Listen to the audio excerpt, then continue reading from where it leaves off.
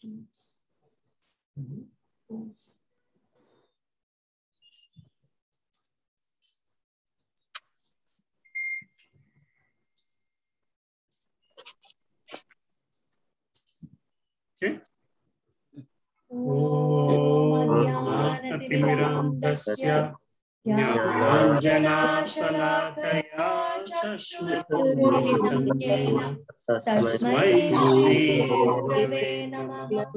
श्रीचैतन्यमनोभीष्टं स्थापितं येन भूतले स्वयं रूपा कदा मह्यं ददाति स्वपदान्तिकम्।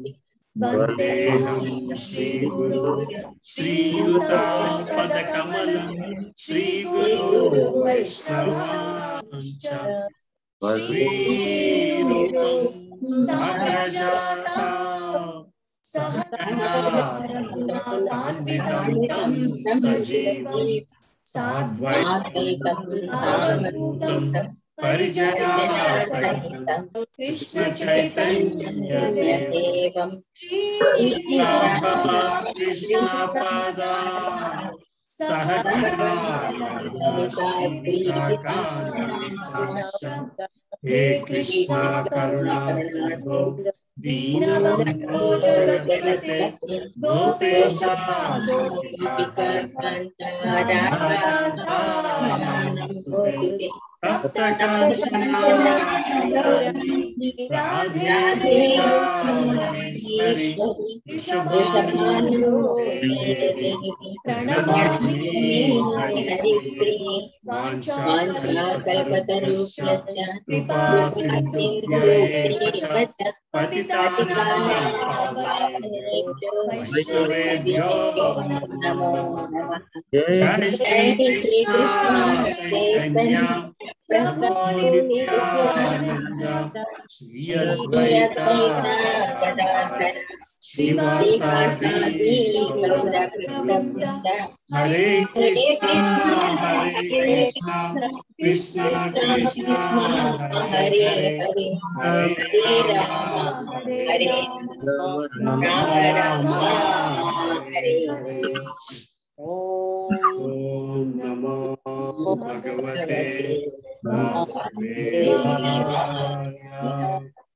ओम नमो भगवते वासुदेवाय। ओम नमो भगवते वासुदेवाय। नारायणं नमस्कृत्यं नरं चैव नरोत्तमं देवीं सरस्वतीं व्यासं ततो जयमुदीरये। नष्टप्रायेषु भद्रेषु नित्यं भगवद्सेवया भगवती उत्तमश्लोके भक्तिर्भवति नैष्ठिकी। कृष्णाय वासुदेवाय देवकी नन्दनाय च नन्दगोपकुमाराय गोविन्दाय नमो नमः। नमो महावदन्याय कृष्णप्रेमप्रदायते कृष्णाय कृष्ण चैतन्य नामिने गौरविषे नमः। नमः पंकजनाभाय नमः पंकजमालिने नमः पंकजनेत्राय नमस्ते पंकजाङ्घ्रे नमो ब्रह्मण्याय देवाय ब्राह्मणहिताय च जगद्हिताय कृष्णाय गोविन्दाय नमो नमः। नमो विष्णुपदाय कृष्णपृष्ठाय भूतले श्रीमते भक्तिवेदान्त स्वामिनिति नामिने। नमस्ते सारस्वती देवे गौरवाणी प्रचारिणे निर्विशेषशून्यवादी पाश्चात्यदेशतारिणे। जय श्री कृष्ण चैतन्य प्रभु Nityanand Shri Advaita Gadadhar श्रीवासादि गौरभक्तवृंद। Hare Krishna, Hare Krishna, Krishna Krishna, Hare Hare, Hare Rama, Hare Rama, Rama Rama, Hare Hare. Kunkaroti Vachanam Pangamulaga Edgaram Jit Krupatamaha Munde Palakam. Hare Krishna, Hare Krishna.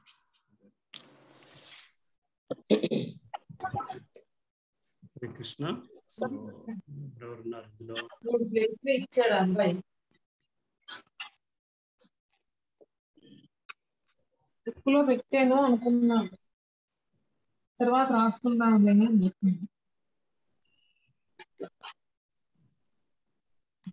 ఉన్నది మిగతా బుక్లో.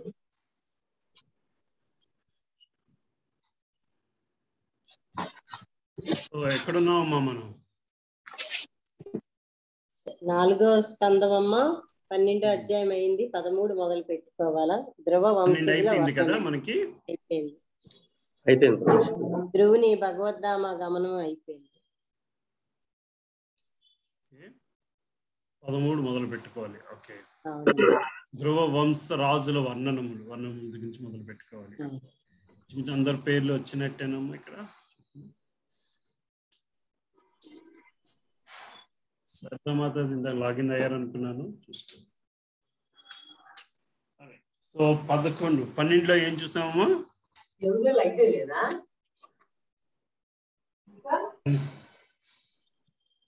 12లో ఏం చూసాము? ధ్రువుడికి కుబేరుడు ఇచ్చిన వరాలు. అప్పుడు ధ్రువుడు ఇదే కావాలి, భగవద్ధామమే, ఇవేమి వద్దు అంటాడు. తర్వాత ధ్రువుడు పరిపాలన అంతా చూసాము. అతను ఎంత పరిపాలిస్తున్నా భక్తి మార్గంలోనే ఉంటూ ఉంటాడు. యజ్ఞాలు అవన్నీ చేస్తున్నా భగవద్ అర్పితంగా చేస్తాడు. అలాగే ఒక సమయం వచ్చాక తన కొడుక్కి పట్టాభిషేకం చేసి తాను ఇక వెళ్ళిపోతాడన్నమాట.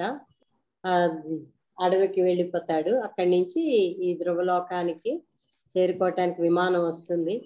ఆ ధ్రువలోకానికి బయలుదేరినప్పుడు ఆ ధ్రువలోకాన్ని వర్ణిస్తారు అక్కడ మనకి. ఆ ముందే నీకు అర్హత వచ్చింది అని చెప్పి సనకసనందులు చెప్తారు అతనికి. ఈవేళ కాదు, నీకు ముందే వచ్చింది అర్హత, నీ లోకం ఉన్నది అని చెప్పి. అప్పుడు బాధపడతాడు ధ్రువుడు, నా తల్లిని వదిలేసి నేను వచ్చేస్తున్నానే, నా తల్లే కదా నాకు మొదటి గురువు అని చెప్పి. అలాగే నారదుడిని కూడా తలుచుకుంటాడు. నారదుడు నాకు ఈ ఉపదేశం చేయటం వల్లనే కదా ఇదంతాను అని చెప్పి. అంతా కూడా నారదముని ధ్రువుని ఉన్నతి. నారదుడు కూడా చాలా పొంగిపోతాడు, నా భక్తులందరిలో ధ్రువుడు గొప్పవాడు, ఇంత చిన్న వయసులో ఒక్క జన్మలోనే చేరగలిగాడు అని. అది ఒక్క జన్మలోనే అంత చిన్న వయసులోనే భగవంతుడిని తెలుసుకున్నాడు అని చెప్పి. సరే, ధ్రువుడు వంశం తాలూకు వర్ణన అనేసరికి ఇప్పుడు ఒక రాజు అంత బాగా పాలించిన తర్వాత నెక్స్ట్ తన తర్వాత వచ్చే తరాలు ఎలా ఉంటాయి కూడా ఇందులో మనకు కొంచెం కనబడుతుంది. ఓకే, ధ్రువుడు వంశం తాలూకు వర్ణన అనేసరికి. సో రాజు ఎందుకు అంత ఇంపార్టెంట్ అంటే కేవలం తను పాలించిన కాలానికే కాకుండా తను పాలించిన తర్వాత కాలానికి కూడా ఆయన అంత ఇంపార్టెంట్. సరే, సో 13వ అధ్యాయం స్టార్ట్ చేద్దాం. ధ్రువ వంశజుల వర్ణనము తర్వాత వాళ్ళు పరిపాలించిన వాళ్ళ రాజుల తనకు వర్ణనం. 1వ శ్లోకం చదువుతున్నాను. హరే కృష్ణ. సుతగోస్వామి చెప్పిన వాక్యం. సౌనికాది ఋషులతో సుతగోస్వామి ఇట్లు పలికాను. ధ్రువుడు విష్ణు పదమును చేరుటను మైత్రేయ ఋషి వివరింపగా విని విదురుడు అమిత భక్తిభావ సమన్వితుడయ్యాను. పిమ్మట అతడు మైత్రేయుని ఇట్లు ప్రశ్నించెను. ప్రభుపాదుల వారి భాష. భగవానుని భక్తుల కర్మలు ఎంత మనోహరమైన అనగా వాటిని వర్ణించు భక్తుడు గాని శ్రద్ధతో వినడు భక్తుడు గాని ప్రశ్నోత్తరంలో ఏమాత్రము అలసిపోరని విదుర మైత్రేయ సంవాదంతో స్పష్టమవుతుంది. ఆధ్యాత్మికమైన చర్చనీయాంశము ఎంతటి మనోహరమైనదనగా దానిని వినుటలో లేదా చర్చించుటలో ఎవ్వరునూ అలసిపోరు. కేవలము భగవత్పరమగు చర్చలకే మనుజుడు అంత సమయమును ఎట్లు కేటాయించగలరు అని భక్తులు కాని ఇతరులు ప్రశ్నింపవచ్చు. కానీ భక్తులు మాత్రం భగవాన్ని గూర్చి లేదా అతని సేవకులను గూర్చి వినుటయందు చర్చించుటయందు ఏనాడును తనివినందరు. ఎంత అధికముగా వారు వినుచు చర్చలు కావింతరో అధికముగా శ్రవణోత్సాహమును పొందుదురు. మన ఫ్రూట్స్ ఒక నిమిషమా. హరే కృష్ణ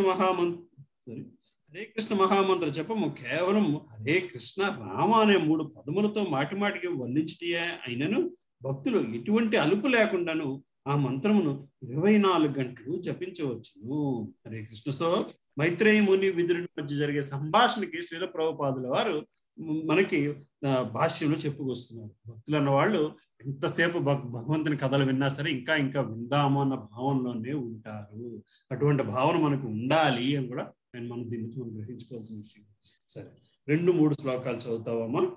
చదువుతానమ్మా. హరే కృష్ణ. విదురువాచ. విదురుడు మైత్రేయుని ప్రశ్నించెను, ఓ భక్తాగ్రేసరా, రచయితసులెవరు? వారే వంశమునకు చెందినవారు? ఎవరి తనయులు వారు? మహాయజ్ఞమును వారెచ్చట నిర్వహించిరి. భాష్యము. రచయితసులు యజ్ఞస్థలిలో నారదముని 3 శ్లోకములను గానము చేసిన విషయము అది గడచిన అధ్యాయమున తెలుపబడినది. విదురుడు మరిన్ని ప్రశ్నలను అడుగుటకు ప్రేరణమును కూర్చున్నది. ఆ 3 శ్లోకాలది ఈ ప్రేరణను ఇచ్చిందన్నమాట ఈ ప్రశ్నలు అడగటానికి. అది విదురుడు ఇట్లు పలికెను, నారదుడు మహాభాగవతుడని నేను ఎరుగుదును. అతడు పాంచరాత్రిక విధియుక్త భక్తియోగమును రచించెను. దేవదేవునే ప్రత్యక్షముగా దర్శించెను. దీని భాష్యము. భగవానుని చేరుటకు 2 భిన్నమగు మార్గములు కలవు. ఒకటి భాగవత మార్గము లేదా శ్రీమద్ భాగవత మార్గము కాగా, రెండవది పాంచరాత్రిక విధి అనబడును. పాంచరాత్రిక విధి ఆలయ పూజా విధానము కాగా, భాగవత విధి శ్రవణ కీర్తనలతో ఆరంభమయ్యేది నవవిధ భక్తి పద్ధతి. కృష్ణ చైతన్యోద్యమము అనగా హరినామ సంకీర్తనోద్యమము ఈ 2 విధానములను ఒకే మారు అంగీకరించి భగవదనుభూతి పదమున మనుజునికి స్థిరమైన పురోగతిని కలిగించును. ఇచ్చట విదురుడు తెలియజేసినట్లు పాంచరాత్రిక విధానము నారదముని చేతనే తొలుత ప్రవేశపెట్టబడినది. హరే కృష్ణ. హరే కృష్ణ. ప్రచేతసులు ధర్మానుష్ఠాన పరులై యజ్ఞమును నిర్వహించుచు ఆ విధముగా భగవానుని ప్రసన్నత కొరకై అర్చనము చేయునప్పుడు ధ్రువుని దివ్య గుణములను నారదముని వర్ణించెను. భాష్యము. నారదముని సర్వదా భగవల్లీలను గానము చేయుచుండును. అతడు భగవంతుని కీర్తించుటే కాక భగవద్భక్తులను కీర్తించుటను ఇష్టపడునని ఈ శ్లోకమున మనము గాంచవచ్చును. కృష్ణ భక్తి ప్రచారమే నారదముని కార్యము. ఈ ప్రయోజనము కొరకే అతడు నారద పంచరాత్రమును గ్రంథమును రచించెను. ఏ విధముగా భక్తి యోగమును నిర్వహించుచు భగవత్ ప్రీత్యర్థము 24 గంటలు యజ్ఞ నిర్వహణలో నెలకొనవచ్చునో భక్తులు దాని నుండి సమాచారం పొందవచ్చును. భగవద్గీతలో తెలుపబడినట్లు బ్రాహ్మణులు, క్షత్రియులు, వైశ్యులు, శూద్రులు అనేది 4 వర్ణములను భగవానుడు సృజించెను. ఆ ప్రతి వర్ణము వారు ఏ విధముగా భగవంతుడినికి ప్రియమును కూర్చవచ్చునో నారద రాత్రమున స్పష్టముగా వివరించబడినది. భగవద్గీత 18వ అధ్యాయం 45వ శ్లోకం నందు స్వే స్వే కర్మణ్యభిరతః సంసిద్ధిం లభతే నరః. విద్యుత్ కర్మలను నిర్వహించుట ద్వారా మనుజుడు దేవదేవుని ప్రసన్నుని చేయగలడని చెప్పబడినది. శ్రీమద్ భాగవతం 1.2 13 1వ స్కందము 2వ అధ్యాయం 13వ శ్లోకంలో కూడా స్వనుష్ఠతస్య ధర్మస్య సంసిద్ధిర్హరితోషణం. మనుజుడు తన కార్యముల ద్వారా దేవదేవుడగు శ్రీహరి సంతుష్టుడగునట్లు చూడవలెను. అదే విద్యుత్ ధర్మము యొక్క పూర్ణత్వము. ప్రచేతనులు ఈ నిర్దేశములను ప్రచేతసులు ఈ నిర్దేశమును అనుసరించి యజ్ఞమును నిర్వహించినప్పుడు వారి కర్మలను గాంచి నారదముని సంతుష్టుడయ్యను. ఆ యజ్ఞస్థలిలో అతడు ధ్రువుని కూడా కీర్తింపగోరెను. హరే కృష్ణ. హరే కృష్ణ. శారదమాత చదువుతారమ్మా 5-6 శ్లోకాలు. ప్రభుజీ నెక్స్ట్ చదువుతాను ప్రభుజీ. భారతి మాత చదువుతారమ్మా. హరే కృష్ణ ప్రభుజీ, చదువుతున్నా. 5వ శ్లోకము. ఓ బ్రాహ్మణోత్తమ, నారదముని ఏ రీతిగా దేవదేవుని కీర్తించెను, ఆ సభలో ఏ లీలలు వర్ణితమైనవి, వానిని నేను కుతూహలుడనై ఉన్నాను. ఆ భగవత్కీర్తనమంతయు నాకు వివరింపుడు. భాష్యము. భగవత్కథా గ్రంథమే శ్రీమద్ భాగవతము. భగవత్కథలనగా భగవల్లీలను గూర్చిన విషయములు. మైత్రేయుని నుండి ఏ వివరమును వినుటకు విదురుడు ఆతృతను కలిగి ఉండునో దానినే నేను 5000 సంవత్సరముల తరువాత కూడా వినవచ్చును. కానీ మనము ఆసక్తిని కలిగి ఉన్నప్పుడే అది సాధ్యపడగలదు. 6వ శ్లోకము. మైత్రేయుడిట్లు సమాధానం వస్తేను. విదురా, ధ్రువపుత్రుడు అడవికి పోయినప్పుడు అతని పుత్రుడకు ఉత్కలుడు తండ్రి యొక్క వైభవోపేతమగు సింహాసనమును ఈ లోకము యొక్క సమస్త భూమండలమునకు పాలకుడైన వానికి ఉద్దేశింపబడినది అంగీకరింపకోరలేదు. హరే కృష్ణ. హరే కృష్ణ. 7వ శ్లోకం. పుట్టుక నుండి ఉత్కలుడు పూర్ణ సంతుష్టుడును ప్రపంచము పట్ల అనాసక్తుడును అయ్యుండెను. సమస్తము పరమాత్ముని యందే నిలిచి ఉన్నట్లుగాను మరియు పరమాత్ముడు ఎల్లరి హృదయమునందు విరాజమానుడైనట్లుగాను గాంచగలిగినందున అతడు సమదర్శి అయి ఉండెను. భాష్యము. ధ్రువతనయుడగు ఉత్కలుని లక్షణములు గుణములు మహాభాగవతుని గుణ లక్షణములై ఉన్నవి. భగవద్గీత 6వ అధ్యాయం 30వ శ్లోకం యందు తెలుపబడినట్లు యో మాం పశ్యతి సర్వత్ర సర్వం చ మయి పశ్యతి. భాగవతుడు భగవానుని సర్వత్రా గాంచును, అంతే కాక సమస్తము భగవానుని యందే నిలిచియున్నట్లుగును అని అతడు వీక్షించును. మయా తతమిదం సర్వం జగత్ వ్యక్త మూర్తిన అనుచు ఈ విషయము భగవద్గీత 9వ అధ్యాయం 4వ శ్లోకం యందును ధృవపరపబడినది. అనగా శ్రీకృష్ణ భగవానుడు తన నిరాకార లక్షణములతో విశ్వమంతటను వ్యాపించి ఉన్నాడు. సమస్తము అతనినే ఆశ్రయించి ఉన్నది లేదా అతని యందే స్థితమై ఉన్నది. కాని దాని భావము ప్రతి వస్తువు అతడే అని కాదు. ఒకే పరమాత్ముడు ఆయా జీవుల వివిధ దేహములను బట్టి భేదభావము చూపక విరాజమానుడై ఉన్నాడని మహాభాగవతుడు గాంచును. అతడు అటువంటి దృష్టినే కలిగి ఉండెను. ఎల్లరను అతడు దేవదేవుని అంశలుగా చూచును. ఆ రీతిగా దేవదేవుని సన్నిధిని సర్వత్రా అనుభూతమనర్చుకొనగలిగిన మహాభాగవతుడు ఆ భగవానుని దృష్టికి దూరము కాడు. భగవానుడు ఆ భక్తుని దృష్టికి ఎన్నడూ దూరము కాడు. కేవలం భగవత్ ప్రేమతో పురోగమించినప్పుడే ఇది సాధ్యపడగలదు. హరే కృష్ణ. ప్రభుజీ చదవచ్చా ప్రభుజీ? చదవనమ్మా. 8-9 చదవండి. ఓకే. 8-9. పరబ్రహ్మ జ్ఞానము వికసించుట వలన అతడు అది వరకే దేహబంధము నుండి ముక్తిని బడసి ఉండెను. అదే నిర్వాణం అనబడును. అతడు దివ్యానందమునందు నెలకొని అధికాధికముగా వృద్ధి చెందు ఆ స్థితి అందే కొనసాగెను. నిరంతరమగు భక్తి యోగము వలననే అతనికి ఇది సాధ్యపడెను. సమస్త కల్మషములను దగ్ధము చేయునది కనుక అట్టి భక్తి అగ్నితో పోల్చబడినది. సతతము స్వరూప స్థితిలో నిలిచిన అతడు భగవంతుని తప్ప అన్యమును గాంచక భక్తియుత సేవా తత్పరుడయ్యను. భాష్యము. ఈ 2 శ్లోకములు 18వ అధ్యాయము 54వ శ్లోకం అందలి ఈ క్రింది శ్లోకమును వివరణమై ఉన్నవి. శ్లోకం చదవాలా ప్రభుజీ? బ్రహ్మభూత ప్రసన్నాత్మాన దివ్య స్థితి అందు నెలకొనిన వాడు శీఘ్రమే పరబ్రహ్మానుభూతిని బడిసి పూర్ణానంద భాగుడగుడును. అతడు దేని కొరకు శోకింపడు, దేనిని వాంఛింపడు. ప్రతి ప్రాణియడ అతడు సమభావమును కలిగి ఉండును. అటువంటి స్థితిలోనే అతడు నా భక్తియుత సేవను బడయుచున్నాడు. ఈ విషయమునే శ్రీ చైతన్య మహాప్రభు కూడా శిష్టాష్టకములోని మొదటి శ్లోకమునందు వివరించి ఉండిరి. చేతో దర్పణ మార్జనం భవ మహాదావాగ్ని నిర్వాపనం శ్రేయ కైరవ చంద్రికావితరణం విద్యావధూ జీవనం. భక్తి యోగమే సర్వోత్కృష్టమగు యోగ విధానము. దాని యందు పవిత్ర హరినామమును కీర్తించుటయే మొట్టమొదటి భక్తి కార్యము. హరినామ సంకీర్తన ద్వారా మనుజుడు నిర్వాణ సిద్ధిని, భౌతిక అస్తిత్వము నుండి ముక్తి బడసి శ్రీ చైతన్య మహాప్రభు వివరించిన రీతిగా ఆనందమయ జీవితమును అధిక తరము కావించుకొనగలడు. ఆనందాంబుది వర్ధనం.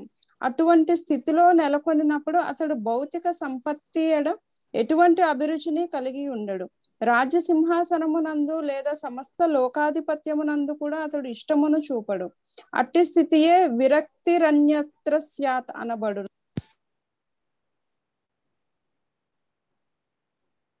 హరే కృష్ణ. కట్ అయిపోయినట్టున్నారమ్మా. సరే, నేను కంప్లీట్ చేస్తున్నాను. ఇది భక్తియుత సేవా ఫలం అదియే. మనుజుడు భక్తిలో ఎంత అధికముగా పురోగమించునో అంత అధికముగా భౌతిక సంపత్తి. మనుజుడు భక్తిలో ఎంత అధికముగా పురోగమించునో అంత అధికముగా భౌతిక సంపత్తి నుండి, భౌతిక కార్యముల నుండి విరక్తుడగును. ఆనందపూర్ణముగు ఆధ్యాత్మిక స్వభావమే ఇది. ఈ విషయము భగవద్గీత 2వ అధ్యాయము 59వ శ్లోకం యందును పరం దృష్ట్వా నివర్తతే అని వివరింపబడినది. అనగా ఆధ్యాత్మికత యందు శ్రేష్టముగు ఆనందమయ జీవనమును రుచి చూసిన పిమ్మట మనుజుడు భౌతిక భోగానుభవములో పాల్గొనగోరడు. దావానలముతో పోల్చదగిన ఆధ్యాత్మిక జ్ఞానము వృద్ధి చెందుటచే సమస్త భౌతిక కోరికలు భస్మీపట్టలము కాగలవు. భక్తియుత సేవ ద్వారా దేవదేవుడకు శ్రీకృష్ణ భగవానునితో నిరంతర సంబంధము కలిగినప్పుడు మనుజుడు యోగ సిద్ధిని బడయగలడు. భక్తుడు తన జీవితములో అడుగడుగున పరమ పురుషుని గూర్చియే ఆలోచించుచుండును. ప్రతిబద్ధ జీవుడును పూర్వజన్మ కర్మ ఫలములచే నిండియుండును. కానీ అతడు భక్తి యోగమున నెలకొనినచో అనర్థములన్నీను శీఘ్రమే భస్మీపటలము కాగలవు. ఈ విషయము నారద పంచరాత్రములో సర్వోపాధి వినిర్ముక్తం తత్పరస్త్వేన నిర్మలం అని వివరింపబడినది. హరే కృష్ణ. హరే కృష్ణ. సో నారద పంచరత్నం అంటే అందులోని భగవంతుని ఎట్లా పూజించాలో రాసి ఉంటుందమ్మా. సో అదే రిఫరెన్స్ గైడ్ కింద వాడతారు అన్నమాట. ఇప్పుడు మన గుళ్ళలో చేసే పూజలన్నీ కూడా అందులో నుంచి వచ్చినవి. తిరుపతిలో వాళ్ళు ఫాలో అయ్యేది కూడా నారద పంచతత్రాత్రం నుంచి ఫాలో అవుతారు. సరే, నెక్స్ట్ 10వ శ్లోకం మోయ్ గారు చదువుతున్నారండి. చదువుతున్నానండి. అల్పజ్ఞులకు పాందులకు ఉత్కలుడు జడుని వలె, అంధుని వలె, మూగవాని వలె, చెవిటివాని వలె, ఉన్మత్తుని వలె గోచరించెను. నిజమునకు అతడు అట్టివాడు కాకున్నను ఆ రీతి కనపట్టి బూడిదచే కప్పబడిన జ్వాలారహితముకు అగ్నివలే నిలచెను. భాష్యము. లౌకిక జనులు తయారు చేసేది జగడమును, కలతను, ప్రతికూల పరిస్థితులను తప్పించుకున్నటకు జడభరతుడు లేదా ఉత్కలుడు వంటి సాధు పురుషుడు సదా మౌనము వహించి ఉండును. అల్పజ్ఞులు అట్టి సాధు పురుషులను ఉన్మత్తులని, చెవిటివారని లేదా మూగవారిని తలతురు. నిజమునకు భక్తిలో పురోగమించిన వాడు భక్తిమయ జీవనములో లేనట్టి వారితో సంభాషింప నిరాకరించును. కానీ భక్తిమయ జీవనమును గడుపు వారితో అతడు స్నేహముతో సంభాషించును. అమాయకులకు జ్ఞానబోధ కావించును. దాదాపు ప్రపంచమంతయు భక్తి రహితులతోనే నిండియున్నది. భక్తిలో పురోగమించిన ఒక రకమైన భక్తుడు భజనానంది అనబడగా, గోష్ఠి ఆనందులైన భక్తులు భక్తి ప్రచారమును కావించి లోకములో భక్తుల సంఖ్యను వృద్ధి కావింతురు.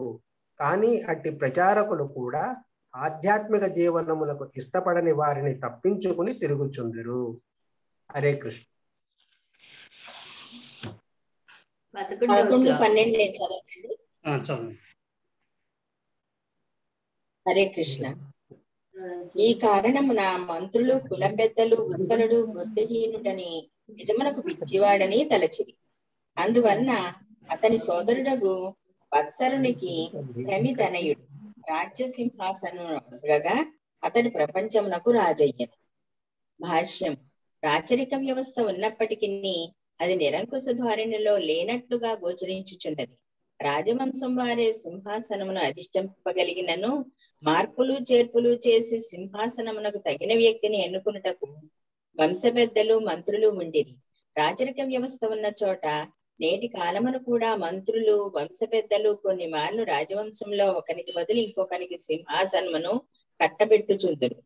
12 వత్సరుని ప్రియమైన భార్య నామము స్వర్వీధి. ఆమె పుష్పార్ణుడు, దిగ్మకేతువు, ఇషుడు, ఊర్జుడు, వసువు, జయుడు అను 6 పుత్రులను కనెను. భాష్యం. వత్సరుని భార్య ఇచ్చట ఇష్ట పూజనీయమైనది అని పేర్కొనబడినది. అనగా వత్సరుని భార్య సమస్త సద్గుణములను కలిగి ఉన్నట్టుగా గోచరించుచున్నది. ఉదాహరణకు ఆమె ఎల్లప్పుడూ భర్తయ్యడ శ్రద్ధను, అణుకమును కలిగి అనురాగమును చూపెడిది. ఇంటి వ్యవహారములను చక్కబెట్టగలిగిన సద్గుణములనన్నింటినీ ఆమె కలిగి ఉండేది. భార్యాభర్తలిద్దరును సద్గుణములను కలిగి ఉండి ప్రశాంతముగా జీవించినచో సత్సంతానము కలుగగలదు. ఆ విధముగా కుటుంబమంతయు సుఖమయమై సుసంపన్నము కాగలదు. 13 కూడా చదివేనండి. పర్లేదమ్మా, ఉండండి, మీకు చదువుతారమ్మా. ఇందాక అత్తమ్మ గారు చదవలేదండి మా గారు? లేరా? చదవలేదమ్మా, చదవలేదు. 13 చదువుతారండి? పుష్పార్జునికి ప్రభా దోషాయను 2 భార్యలుండరి. ప్రభకు ప్రాతరుడు, మధ్యంజనుడు, సాయము అనడి 3 పుత్రులు కలిగిరి. 14 దోషకు ప్రభోజుషుడు, నిశితుడు, పుష్టుడు అను 3 పుత్రులుండరి. విష్ణుని భార్య పుష్కరిణి. ఆమె సర్వతేజుడను ఒక పరమశక్తిమంతుడగు పుత్రుని గణను. 15, 16 సర్వతేజుని భార్యగు ఆకూతి చాక్షుషువను పుత్రుని గణను. అతడే మన్వంతరమున 6వ మనువయ్యను. చాక్షుష మనువు భార్య అయిన నడ్వల పురువు, చుడు, త్రితుడు, జుమ్నుడు, సత్యవానుడు, ఋతుడు, వ్రతుడు, అగ్నిష్ణోముడు, అతీరాత్రుడు, ప్రద్యుమ్నుడు, శిబి, గుల్ముకుడు అను దోషరహితులకు పుత్రులను గనెను. హరే కృష్ణ. హరే కృష్ణ. 17 చంద్రమౌళి ప్రభు చదువుతున్నారు ప్రభు.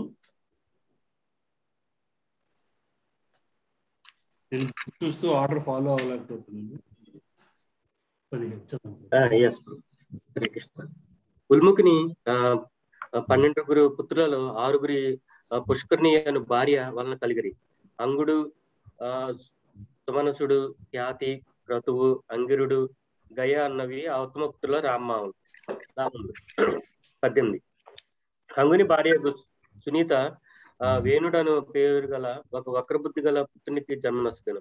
రాజర్షియగు అంగుడు వేణుని దుష్ట స్వభావం వలన విరక్తి చెంది పురమును వీడి వనమునకు పోయాను. 19-20 విదుర మున్ల శాపము వజ్రాయుధము వల్లే అప్రహితమైనది. కోపముతో వారు వేణుని శపించగా అతడు మరణించెను. అతని మరణము పిమ్మట రాజు లేకపోవటం వలన దుర్మార్గులు, దొంగలు ప్రబలి రాజ్యము అస్తవ్యస్తమయ్యాను. ప్రజలు గొప్ప కష్టమునకు గురైరి. అది గాంచిన ముళ్ళు వేణుని కుడి చేతిని వధించగా విష్ణు భగవానుడు తన అంశచే పృథు మహారాజుగా అవతరించాను. అతడే ప్రపంచమునకు ఆది చక్రవర్తి. భాష్యము. ప్రజాస్వామ్యము కన్నను రాచరికమే ఉత్తమమైనది. ఏలైనా రాచరికము పటిష్టముగా ఉన్నచో రాజ్యం నందు ధర్మం చక్కగా నెలకొనగలదు. కాశ్మీర్ లో 100 సంవత్సరాల కిందటను రాజు ఎంత శక్తిమంతుడై ఉండేనరగా దొంగతనం చేసిన వాని 2 చేతులను అతడు వెంటనే ఖండింపజోసేవాడు. అంతటి తీవ్రమగు శిక్ష ఉండేది కనుక రాజ్యంలో దొంగతనమే జరిగేది కాదు. దారిలో ఏదైనా పడి ఉన్నప్పటికీ ఎవరినూ దాన్ని తాగడి వారు కాదు.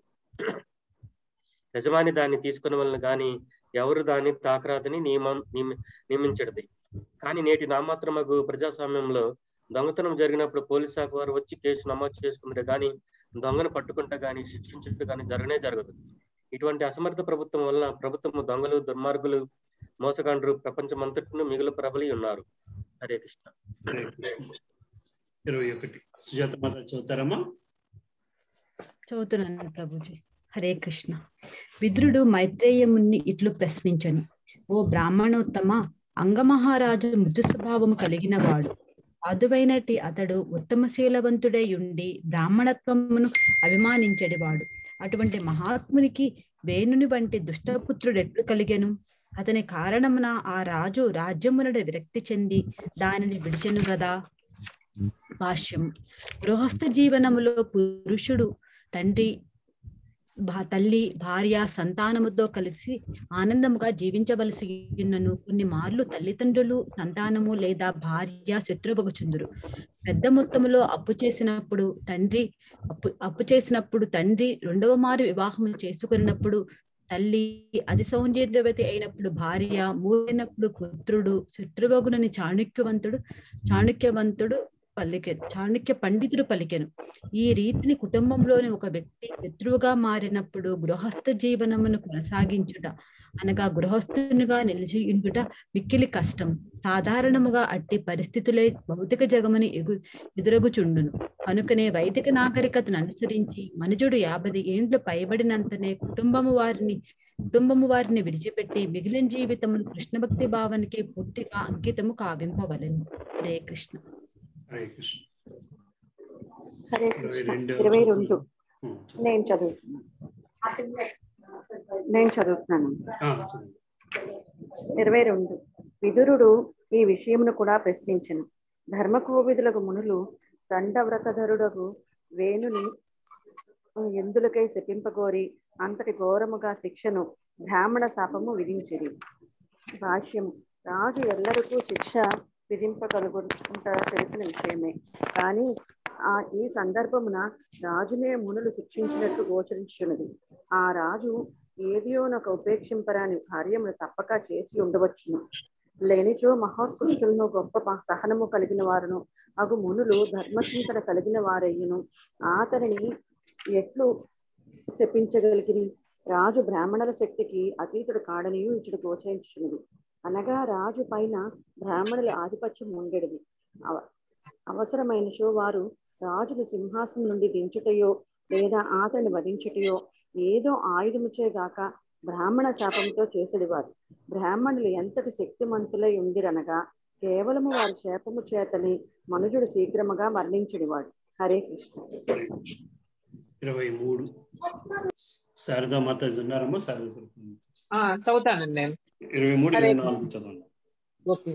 23 రాజు కొన్ని మార్లు ఏదో ఘోరమగు పాపము చేసినట్లు గోచరించినను అతనిని అవమానింపకుండుట పురజనుల ధర్మము. తన శక్తి కారణమున అతడు ఇతర పాలకుల కన్నను అధిక ప్రభావమును కలిగి ఉండును. భాష్యము. వైదిక నాగరికతను అనుసరించి రాజు దేవదేవుని ప్రతినిధిగా భావింపబడును. అతడు నరనారాయణుడు అని పిలువబడును. అనగా దేవదేవుడుకు నారాయణుడు రాజుగా నరలోకమున అవతరించినాడని అది సూచించును. బ్రాహ్మణుని గాని రాజును గాని జనులు అవమానింపకుండుట సభ్యతగా భావింపబడును. రాజు పరమ పాపిగా గోచరించినను పౌరులు అతనిని అవమానింపరాదు. కానీ వేణుని విషయమున అతడు నరదేవతలచే శపింపబడినట్లు తెలియవచ్చుతున్నది. అనగా వేణుని పాపకర్మలు ఘోరాతి ఘోరముగా నున్నట్లు తీర్మానింపవచ్చును. 24 విదురుడిట్లు మైత్రేయుని అర్థించెను. బ్రాహ్మణోత్తమ, భూత భవిష్యత్ విషయములను మీరు చక్కగా నెరిగి ఉన్నారు.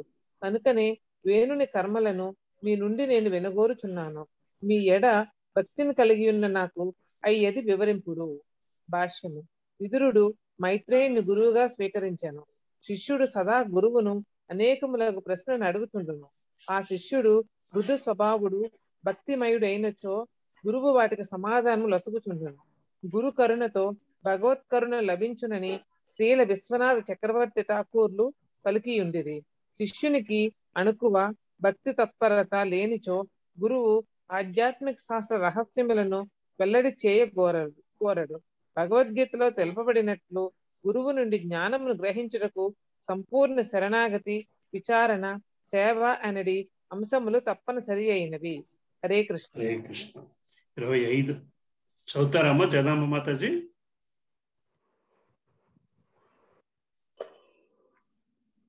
శ్రీ మైత్రేయుడు ఇట్లు సమాధానం అసగను.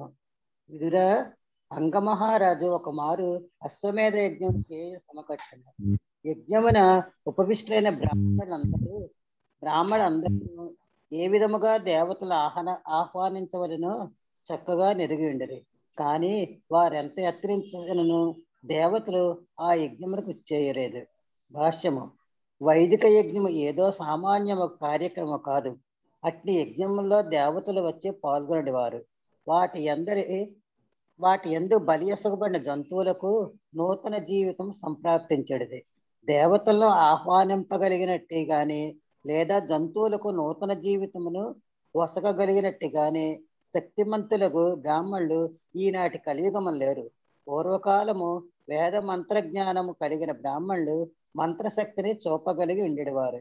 కానీ ప్రస్తుతం అట్టి బ్రాహ్మణులు లేనందున వైదిక యజ్ఞం నిషేధింపబడినవి. అశ్వములను బలి ఇచ్చడి యజ్ఞము అశ్వమేధ యజ్ఞం పిలువబడను. కొన్ని మార్లు యజ్ఞమునందు గోవులు బలి కావలంబ యొసగబడుచుండును. అది మంత్రశక్తిని చూపుటకు వాటికి నూతన జీవితం నొసగొటకే గాని ఆహార నిమిత్తము కాదు. కనుక నేటి కాలమునకు సంకీర్తన యజ్ఞమే 24 గంటలు హరే కృష్ణ మహామంత్రం జపించుట కీర్తించుట ఏకైక ఆచరణీయమగు యజ్ఞమై ఉన్నది. Thank you so much Jayadamma Mataji. ఇవాళ నుంచి మీరు చదువుతారు చక్కగా. థ్యాంక్స్ చెప్పాలండి. 26 ఇంకెవరు ఉన్నారమ్మా చదవలసిన వాళ్ళు? ఎందుకండి మీరెంతో శ్రద్ధగా చదువుతారు, అందుకే మీ శ్రద్ధ చూసే నాకు అనిపించింది ఇవ్వాలని అనిపించింది పంపించారు. కానీ అన్ని బుక్లు లేవు, సారీ. ఉంటాయి, మీరు యూజ్ చేసుకోవాలి. అమ్మా ఎవరో కోమల్ శ్రీచరణ్ పేరుతో లాగిన్ అయ్యారు. హరే కృష్ణ. జై కృష్ణ అండి. ప్రభావతి అండి. నమస్తే అమ్మా. మీ దగ్గర బుక్ ఉందమ్మా? లేదు అండి, ఈరోజే ఫ్రెండ్ ద్వారా జాయిన్ అయ్యాను. Okay okay విజయమాతాజీ. ఓకే సరేనమ్మా. 26వ శ్లోకము చదువుతున్నాను. యజ్ఞమును నిర్వహించుచున్న ఋత్వికులు అంతటా అంగమహారాజుతో ఇట్లా పలికిరి, ఓ రాజా, యజ్ఞమునందు మేము హవిస్సు నర్పించుచున్నను, దేవతలు దాన్ని అంగీకరించటలేదు. దానికి మళ్ళీ కారణాలు చూద్దాం. 27వ శ్లోకం. రాజా, యజ్ఞ నిర్వహణమునకు అవసరమగు సంభారములను నీవు భక్తి శ్రద్ధతో సమకూర్చుతవని అవి మలినరహితములని మేము ఎరుగుదము. ఇచ్చట ఉపవిష్ణులైన బ్రాహ్మణులు ఋత్వికులందరూ దక్షత కలిగిన వారే యజ్ఞమును చక్కగా నిర్వహించినందున వేద మంత్రోచ్చారణమును కూడా ఎటువంటి లోపము జరగలేదు. హరే కృష్ణ. శ్రీల ప్రభుపాదుల వారి భాష్యం. వేద మంత్రోచ్చారం ఎరిగిన బ్రాహ్మణులు మంత్రమును సరైన స్వరంతో ఉచ్చరించుతారు. మంత్రమును చక్కగా ఉచ్చరించినచో అది ఫలవంతము కాబోదు. నేటి కాలమున బ్రాహ్మణులు సంస్కృత భాషా పరిజ్ఞానం కలవారు కానీ పవిత్ర జీవన విధానం కలవారు కాదు. కానీ హరే కృష్ణ మహామంత్ర జపంతో మనుజుడు మహోన్నతమగు యజ్ఞఫలములను బడేయగలడు. ఆ మంత్రమును చక్కగా ఉచ్చరించినప్పటికీ తత్ మంత్ర ప్రభావం వలన జపయోగి లాభమును పడేయగలడు. హరే కృష్ణ. సో మనకి యజ్ఞం గురించి చెప్పుకొచ్చారు, యజ్ఞంలోప్పుడు ఇచ్చే బలి గురించి చెప్పుకొచ్చారు. ఆ తర్వాత యజ్ఞం ఇప్పుడు ఈ కాలంలో మనం చేయగలిగిందల్లా హరినామ సంకీర్తన యజ్ఞమే తప్పితే ఈ బలి ఇచ్చే యజ్ఞాలు కాదు అని చెప్పి ప్రభుపాదుల వారు చెప్తున్నారు. ఏమా 28వ శ్లోకానికి వెళ్దాం. చదవమ్మా. హరే కృష్ణ. రాజా, అవమానింపబడితిమని లేదా ఉపేక్షింపబడితిమని దేవతలు భావించుటకు మాకెట్టి కారణము గోచరించుటలేదు. అయినను యజ్ఞమునకు సాక్షిభూతులకు ఆ దేవతలు యజ్ఞభాగములను స్వీకరించుటలేదు. ఎందుకు ఇట్లు జరిగినదో మేము ఎరుగజాలకున్నాము. దీని యొక్క భాష్యం. ఋత్విక్కులచే ఏదైనా పొరపాటు జరిగినచో దేవతలు తమ యజ్ఞభాగమును స్వీకరింపరని ఇచ్చట సూచింపబడినది. అదే విధముగా భక్తిలో కూడా కొన్ని సేవాపరాధములు కలవు. ఆలయములో రాధాకృష్ణుల శ్రీ విగ్రహారాధనలో నెలకొనిన వారు అట్టి సేవాపరాధములను మానవలను. అవి భక్తి రసామృతమనడి గ్రంథమున వివరింపబడినవి. సేవ చేయుచున్నామని కేవలము ప్రదర్శనము కావించుచు సేవాపరాధములను విస్మరించినచో అట్టి భక్తిరహితుల సేవను రాధాకృష్ణులు స్వీకరింపరు. కనుక ఆలయములో శ్రీ విగ్రహారాధనమున నెలకొనిన భక్తులు తమ స్వంత పద్ధతులను తయారు చేసుకొనక శుచి శుభ్రతకు సంబంధించిన విధి నియమములను ఖచ్చితంగా పాటించవలను. అప్పుడే వారు చేసే సేవ అంగీకరింపబడును. హరే కృష్ణ. 29 చదువుతారాక కళ సూర్యకళ. హరే కృష్ణ. ఎవరైనా చదవమనండి, ఒక్కసారి చదువుతాను. నెక్స్ట్ భారతీమాత చదువుతారమ్మా 29 నుంచి. హరే కృష్ణ ప్రభుజీ. 31 వరకు చదివిన ప్రభుజీ. చదవండి. 29 ద్విజుల వాక్కులను వినినంతటా అంగమహారాజు మిగుల దుఃఖితుడయ్యనని మైత్రేయుడు వివరించుచున్నాడు. అప్పుడు ఆ రాజు ఋత్విక్కుల అనుమతితో మౌనవ్రతమును వీడి యజ్ఞస్థలిలో ఉపవిష్ణులైన సదస్యులను ఇట్లు ప్రశ్నించాను. 30 అడిగాను, బ్రాహ్మణులారా, నా అపరాధం ఏమిటో దయచేసి తెలియజేయుడు. ఆహ్వానించినప్పటికీ దేవతలు యజ్ఞమున పాల్గొనట లేదు, తమ యజ్ఞ భాగమును స్వీకరించట లేదు. 31 ప్రధాన పురోహితుడు ఇట్లు పలికెను, రాజా, ఈ జన్మమున నీ వెట్టి పాపము చేయలేదు, మనస్సులో కూడా పాపం చేయను, అపరాధివి కావు. పూర్వజన్మమున నీవు పాపము చేసితివి, తత్కారణము యోగ్యుడవయ్యును, ఇప్పుడు పుత్రరహితుడవైతివి. భాష్యము. పుత్రుని బడేటే వివాహం చేసుకొనుటలో ఉద్దేశ్యము. ఏలైనా పుత్రుడు తండ్రిని పూర్వీకులను పున్నామ నరకము నుండి తప్పించగలడు. కనుకనే చాణక్య పండితుడు పుత్రం హీనం గృహం శూన్యం, పుత్రుడు లేనప్పుడు వైవాహిక జీవనము కేవలము హేయమైనదని పలికారు. అంగమహారాజు ప్రస్తుత జన్మమున పరమ పవిత్రుడే అయినను పూర్వ పాప ఫలము వలన పుత్రుని పొందజాలకపోయాను. కనుక ఎవరైనా పుత్రుని పొందజాలనిచో అది పూర్వ పాప ఫలమే అని తీర్మానించవచ్చును. హరే కృష్ణ. హరే కృష్ణ. చదువుతున్నాను ప్రభుజీ నేను. 32వ శ్లోకం. రాజా, నీకు శుభమగుగాక. నీకు పుత్రుడు లేడు, కానీ నీవు వెంటనే దేవదేవుని ప్రార్థించి పుత్రుని అడిగినచో మరియు తత్ప్రయోజనార్థమై యజ్ఞము చేసినచో యజ్ఞభోక్త యగు ఆ భగవానుడు నీ కోరికను తీర్చగలడు. 33వ శ్లోకం. నీ పుత్రవాంఛ తీరుటకై సమస్త యజ్ఞముల పరమభోక్తయగు శ్రీహరిని ఆహ్వానించినప్పుడు అతనితో పాటుగా దేవతలందరూ విచ్చేసి తమ యజ్ఞ భాగములను గైకొనెదరు. భాష్యము. ఎప్పుడు యజ్ఞమును నిర్వహించినను దాని ఉద్దేశ్యము సమస్త యజ్ఞ ఫలభోక్తయగు విష్ణువుని సంతృప్తిపరచుటయే అయ్యుండును. సాక్షాత్తుగా విష్ణు భగవానుడే యజ్ఞస్థలికి అర్థించినప్పుడు దేవతలందరూ సహజముగానే తమ ప్రభువును అనుసరించుచూ వచ్చి యజ్ఞ భాగములను గైకొనెదరు. సారాంశం అనగా యజ్ఞ నిర్వహణము విష్ణువు కొరకే గాని దేవతల కొరకు కాదు. నెక్స్ట్ ఎవరిని చదువుతారండి? చదువుతారేమో. చదువుతాను. 34 కర్మకాండ అంతర్గతమైన యజ్ఞమును నిర్వహించువాడు ఏ కోరికను కోరి దేవదేవుని అర్చించునో దానిని తప్పక పొందగలడు. భాష్యము. ఆరాధించు వాని కోరికను అనుసరించి తాను వరములు నిత్యునని శ్రీకృష్ణ భగవానుడు భగవద్గీతలో పలికెను.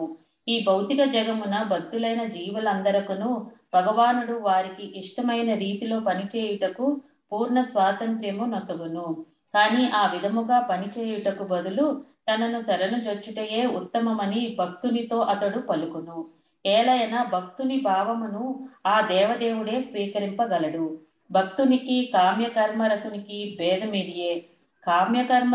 కర్మరతుడు తన కర్మఫలములను భోగించుచుండగా భగవన్ నిర్దేశమున గల భక్తుడు మాత్రము భక్తి యోగము పురోగమించి జీవిత చరమ గమ్యమైన భగవద్ధామమును పొందును.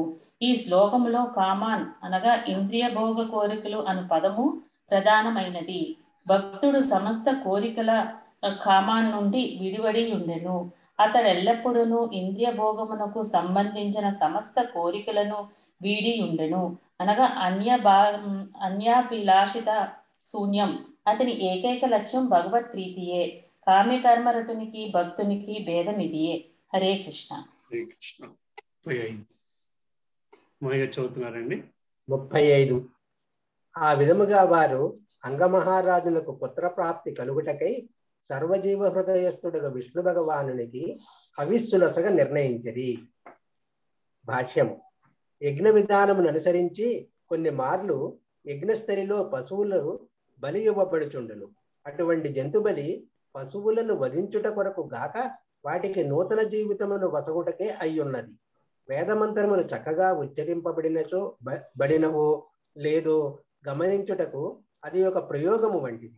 ఔషధ ప్రభావమును తెలుసుకున్నటకు చిన్న జంతువులను ప్రయోగశాలలో వధించుట తెలిసిన విషయమే. ఆ ప్రయోగశాలలో జంతువులకు పునర్జీవనము కలుగదు గాని యజ్ఞస్థలిలో మాత్రము బలియొసగబడిన పశువులకు మంత్రబలముచే తిరిగి నూతన జీవితము వసగబడును. ఈ శ్లోకమున సిపి విష్టాయ అను పదము ప్రయోగింపబడినది. సిపి అనగా యజ్ఞాగ్ని జ్వాలలని భావము. యజ్ఞాగ్ని యందు ఆహుతులను అర్పించినప్పుడు విష్ణు భగవానుడు అగ్నిజ్వాల రూపమున అతడు స్థితుడై ఉండును. కనుకనే అతడు సిపి విష్ణుడు అని తెలియబడెను. హరే కృష్ణ. 36 అగ్నియందు ఆహుతులను అర్పించినంతనే బంగారు హారమును తెల్లని వస్త్రములను ధరించిన పురుషుడొకడు యజ్ఞగుండము నుండి ప్రత్యక్షమయ్యను. అతడు భక్వమైన పాయసము నిండి ఉన్న ఒక సువర్ణ పాత్రను తీసుకుని వచ్చెను. 37 అతి ఉదారుడగు ఆ రాజు విప్రుల అనుమతిని బడసి దోసిలిలో పాయసమును గొని దానిని ఆఘ్రాణించిన పిదప కొంత భాగమును భార్య కొసగను. భాష్యము. ఈ సందర్భమున ఉదారధి అను పదము ప్రధానమైనది. రాజపత్నియగు సునీధ వరదానమును బడయుటకు యోగ్యురాలు కాకుండాను ఉదార బుద్ధియగు ఆ రాజు యజ్ఞపురుషుని నుండి పొందినట్టి పాయసమును ఎటువంటి సంకోచము లేకుండా ఆమె కొసగను. నిజమునకు సమస్తము భగవద్రచనమే అయ్యున్నది. కడపటి శ్లోకములలో వివరింపబడినట్లు ఈ సంఘటన రాజునకు ఏమాత్రము అనుకూలముగా జరగలేదు. రాజు ఉదార బుద్ధి కలవాడు కనుక అతనికి ఈ భౌతిక జగము నడ వైరాగ్యమును కలిగించుటకు దేవదేవుడు ఒక క్రూరుడగు పుత్రుడు రాణికి కలుగవలనని సంకల్పించను. ఆ పుత్రుని కారణమున రాజు గృహమును వీడగలడు. గతమును తెలిసినట్లుగా విష్ణు భగవానుడు కామ్య కర్మ రతుల కోరికలనన్నింటినీ తీర్చివేసినను భక్తుని విషయమున మాత్రము అతడు క్రమముగా తన దరిచేరినట్లు వేరే విధముగా కోరికను తీర్చును. ఈ విషయము భగవద్గీత యందు దదామి బుద్ధి యోగంతం ఏన మాముపయాంతితే అని ధృవపరచబడినది. భక్తుడు ప్రగతి పదమున పయనించి భగవద్ధామమునకు చేరినట్లుగా భగవానుడు అవకాశమును కల్పించుచుండును. హరే కృష్ణ. 8 చదవనండి. చదవండి మాతాజీ.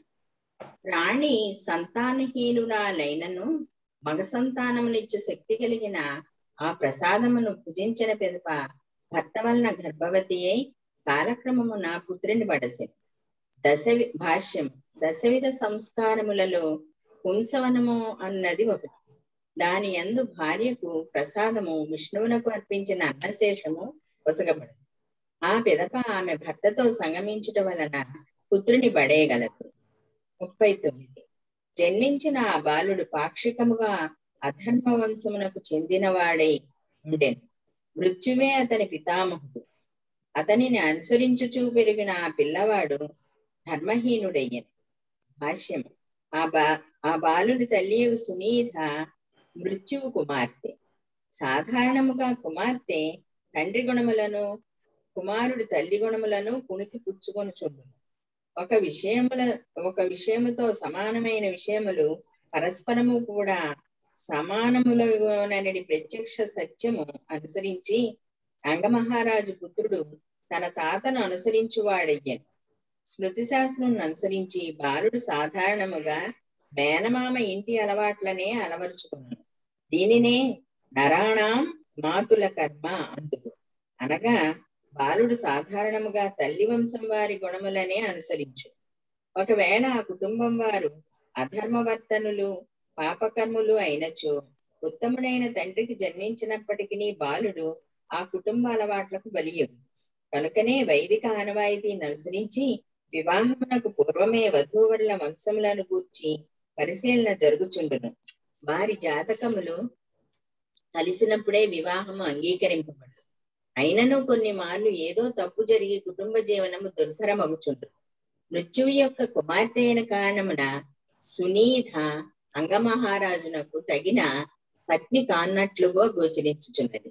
కొన్ని మార్లు భగవానుడు తన భక్తునికి ఆ విధముగానే తగని భార్యను ఏర్పాటు చేయుచుండు. అంతటా కుటుంబ పరిస్థితుల వల్ల క్రమముగా ఆ భక్తుడు భార్య ఏడా గృహమునేడా విరాగుడై భక్తి యోగమున పురోగమించగలడు. భక్తుడైన అంగమహారాజు కూడా భగవంతుని ప్రణాళిక చేతని సునీధ వంటి తగని భార్యను ఆ పిదప వేణుని వంటి పుత్రుని బడసినట్లుగా గోచరించుచున్నది. కానీ ఆ ఏర్పాటు వల్ల కలిగిన చరమ ఫలం ఏమనగా అతడు కుటుంబ బంధము నుండి పూర్తిగా విడివడి భగవద్ధామునకేగా గృహమును వీడెను. హరే కృష్ణ. హరే కృష్ణ. ధనుర్బాణములను చేపట్టి ఆ క్రూరుడగు బాలుడు అడుకేగి అమాయకమగు మృగములను అనవసరంగా చంపేవాడు. అతన్ని చూచినంతనే జనులు అదిగో వేణుడు వచ్చున్నాడు, అదిగో వేణుడు వచ్చున్నాడు అని అరిచేవారు. భాష్యము. సంహారకాలను నేర్చుకునే ప్రయోజనము కొరకు అడవిలో వేటాటకు క్షత్రులు అనుమతించబడేవారు.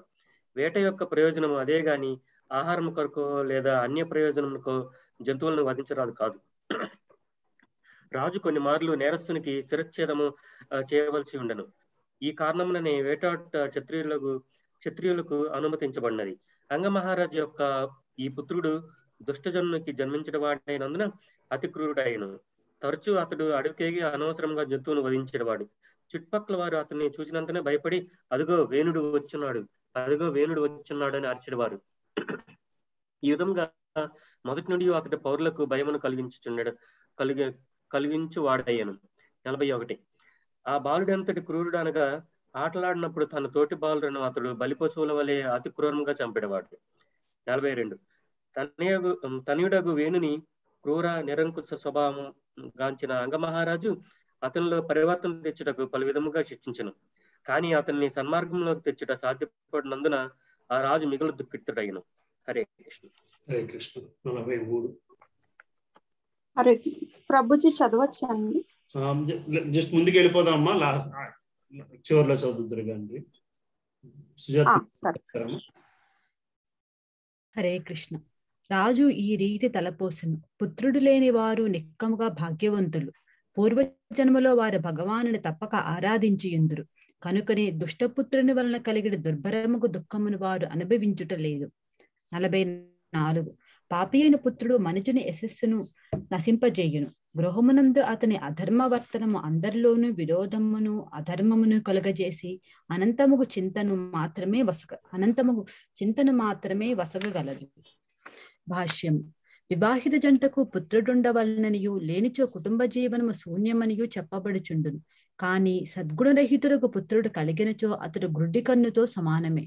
గ్రుడ్డి కన్ను చూచుటకు ఏమాత్రము ఉపయోగపడదు, కానీ దుర్భరముకు దుఃఖమును మాత్రము కలిగించును.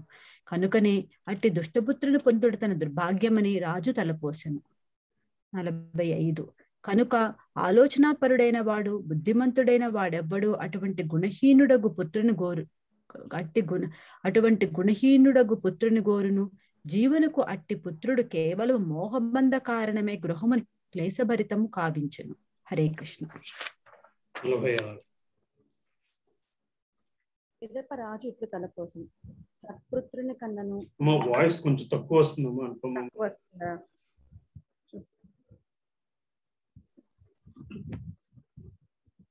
రాజు ఇప్పుడు తలపోసను వస్తుందా? పర్వాలేదు, పర్వాలేదు. సత్పుత్రుని కన్నను దుష్టపుత్రుడు ఉత్తమం. ఏలైనా సత్పుత్రుడు గృహాసక్తిని కలుగు చేయగా దుష్టపుత్రుడు దానిని కలుగు చేయుడు. దుష్టపుత్రుడు ఇంటిని నరకప్రాయము చేయగా బుద్ధిమంతుడు సహజముగానే దాని నుండి సులభముగా విరక్తుడు కాగలడు. భాష్యం. గృహాసక్తి మరియు గృహమనడి విరక్తి అను విషయములను గూర్చి రాజు చింతించుటను ఆరంభించను. భక్త ప్రహ్లాదుని అభిప్రాయం ప్రకారము గృహము అంధకూపము వంటిది. అంధకూపమును పడిన వానికి దాని నుండి బయటకు వచ్చి తిరిగి జీవనం ఆరంభించడం మిక్కిలి కష్టమైనది. కనుకనే సాధ్యమైనది తొందరగా అంధకూపం వంటి గృహమును త్యజించి వనమున కేగి శ్రీహరిని ఆశ్రయించమని ప్రహ్లాదుడు ఉపదేశించను. వైదిక నాగరికతను అనుసరించి ఈ గృహత్యాగము వానప్రస్థులకు సన్యాసికి తప్పనిసరి అయినది. కానీ జనులు ఎంతగా గృహాసక్తిని కలిగి ఉందరనగా మరణము వరకును వారు కుటుంబ జీవనము నుండి విరమింపకోరరు. కనుకనే అంగమహారాజు వైరాగ్య భావనలో తలపోయిచు కుటుంబ జీవనం అనేది వైరాగ్యములకు తన దుష్టపుత్రుడి నుంచి ప్రేరణమయ్యనని అంగీకరించను. అనగా మనుజుడు లౌకిక జీవనాశక్తి నుండి ఏ విధముగా బయటపడాలనో చరమముగా నేర్వవలసి ఉన్నది. కనుక దుష్టపుత్రుడు తన దుష్ట ప్రవర్తన ద్వారా గృహ పరిత్యాగమునకు గృహస్థునికి తోడ్పడినచో అది వరదానమే కాగలదు. హరే కృష్ణ. 47 చదవనండి. చదవండి. హరే కృష్ణ. ఈ రీతిని తలపోయిచున్న అంగమహారాజునకు రాత్రి నిద్ర పట్టకుండెను. అతడు గృహస్థ జీవనం పట్ల పూర్తిగా విరక్తుడయ్యాను. తత్కారణమున అతడు ఒక మారు నడిరేయిన చెయ్య నుండి లేచి గాఢ నిద్ర ఎందున్న వేణుని తల్లిని తన భార్యను విడిచి వెళ్ళాను. సంపత్ సమృద్ధమైన తన రాజ్యము పట్ల అతడు సమస్తాకర్షణను త్యజించాను. ఎవ్వరికీ కనపడకుండా అతడు నిశ్శబ్దముగా గృహమును ఐశ్వర్యమును విడనాడి అరణ్యమునకు జనెను. భాష్యము. మహాత్ముని ఆశీర్వాదం వలన మనుజుడు లౌకికంగా ఐశ్వర్యవంతుడు కాగలడని మహోదయోదయ అను పదము సూచించుతున్నది. కానీ మనుజుడు సంపత్తి పట్ల ఆసక్తిని విడనాడినప్పుడు అది మహాత్ముల మరింత మహోత్కృష్టమగు దీవెనయని భావింపవలసి ఉన్నది. సంపన్నమగు రాజ్యమును సాధ్వి అయిన యవనవంతురాలకు భార్యను విడిచిపెట్టుట రాజునకు సామాన్య కార్యము కాదు. కానీ దేవదేవుని మహదనుగ్రహముచే అతడు ఆసక్తిని త్యజించి ఎవరికీ కనపడక వనమునకు పోయెను. మహాత్ములు ఈ విధముగా గృహము, భార్య, ధనము పట్ల ఆసక్తిని విడనాడి నడిరేయిన ఇల్లు వదిలిన సంఘటనలు పెక్కు కలవు. హరే కృష్ణ. హరే కృష్ణ. 48 చదువుతారమ్మా శారదా మాతాజీ? సారీ జగదాంబ మాతాజీ. జగదాంబ మాతాజీ ఉన్నారు, ఆవిడ అయిపోయాక చదువు. 48 జగదాంబ మాతాజీ చదువుతారమ్మా? అమ్మా జగదాంబ గారు చదువుతున్నారమ్మా? సరే మీరు చదివేసేయండి అమ్మా శారదా గారు. నేను చదువుతున్నాను. విరక్తితో రాజు గృహమును వీడినాడని తెలిసినంతనే ప్రజలు, పురోహితులు, మంత్రులు, బంధువులు, జనసామాన్యము మిక్కిలి దుఃఖించిరి. అనుభవ శూన్యుడగు యోగి అంతరమున పరమాత్మని అన్వేషించున్నట్లు వారు అతనికై ప్రపంచమంతటిను వెదకనారంభించిరి. భాష్యము. అల్పజ్ఞులకు యోగులు హృదయంన పరమాత్మని వెతికడి ఉపమానము మిగుల జ్ఞాన బోధకమై ఉన్నది. పరతత్వం అనున్నది నిరాకార బ్రహ్మము, పరమాత్ముడు, పూర్ణ పురుషోత్తముడగు దేవదేవుడను 3 తత్వములలో అనుభూతమగుచుండును. కుయోగులు, అల్పజ్ఞులకు యోగులు తమ మానసిక కల్పనము ద్వారా కేవలము నిరాకార బ్రహ్మమునే తెలుసుకొనగలరు. ప్రతి జీవి అందున్న పరమాత్మని వారు కనుగొనలేరు. రాజు వెడలిపోయినాడన్నచో నిక్కముగా అతడెచ్చటనో ఉండి ఉండవలెను.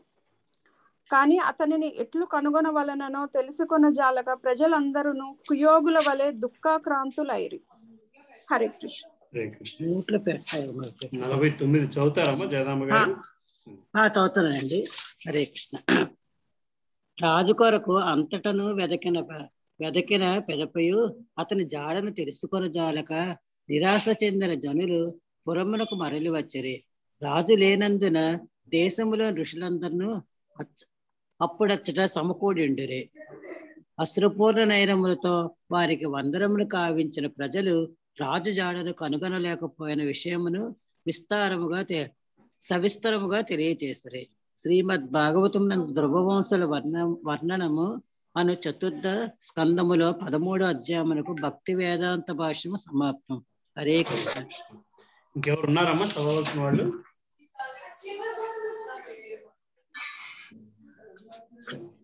సో అది ధ్రువ వంశుల వర్ణనములు. ఇందులో మనకి పెద్దగా ఫిలాసఫీ కంటే కూడా జస్ట్ హిస్టరీ లాగా స్టోరీ లాగా ముందుకు వెళ్ళిపోయింది అంతే. ఓకే, సో 14 వేనరాజు కథకు వెళ్ళిపోదామా? నెక్స్ట్ స్టార్ట్ చేసుకుందాం, కొన్ని శ్లోకాలు చదువుకుందాం.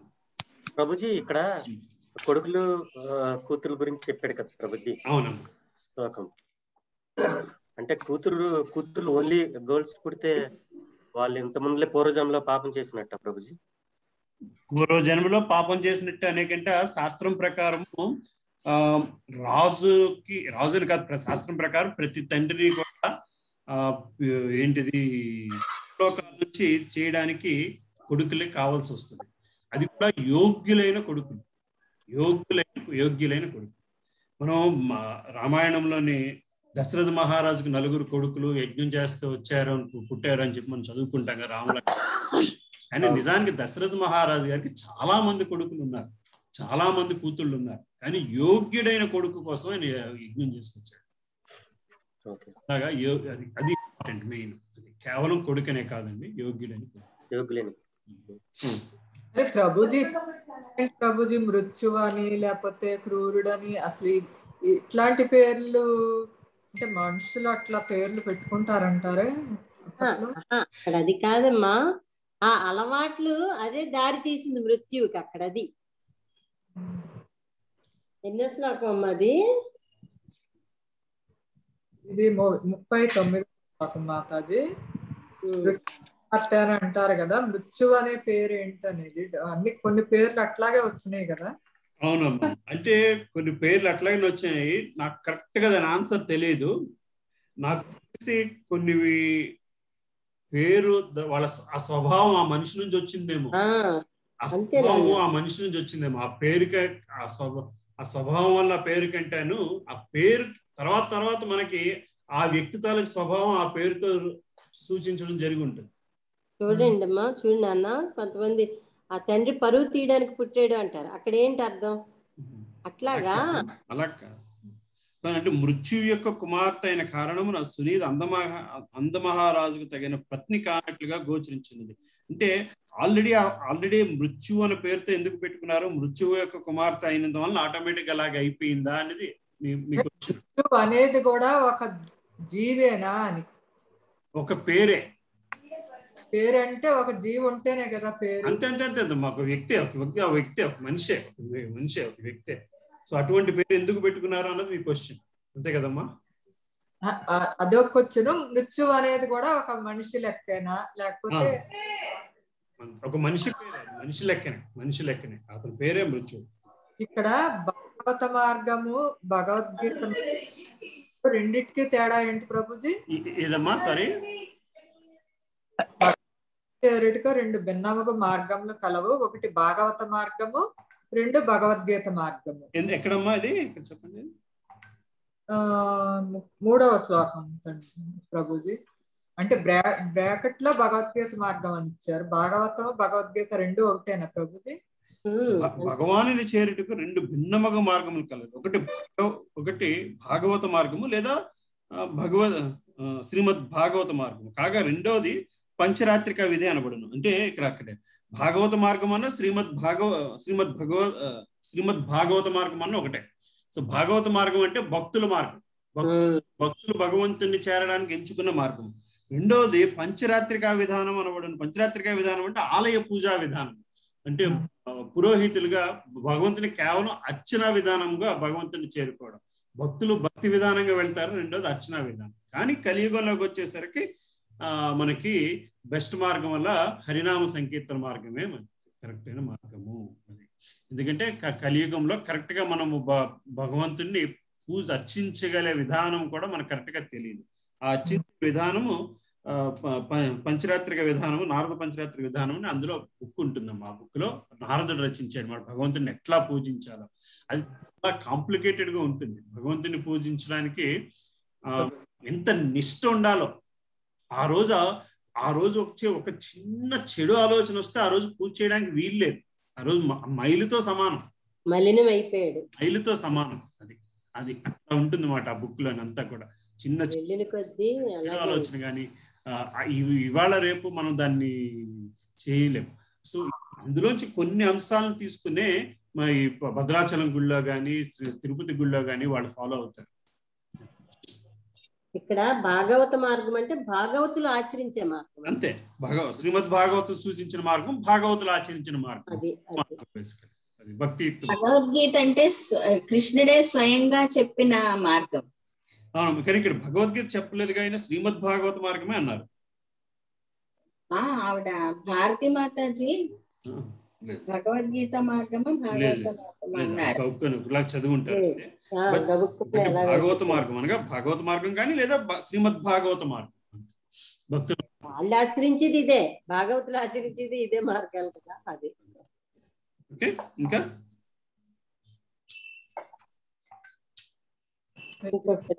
భగవద్గీత మార్గము భాగవత మార్గము రెండు వేరుగా ఉండవు, రెండు ఒకటే.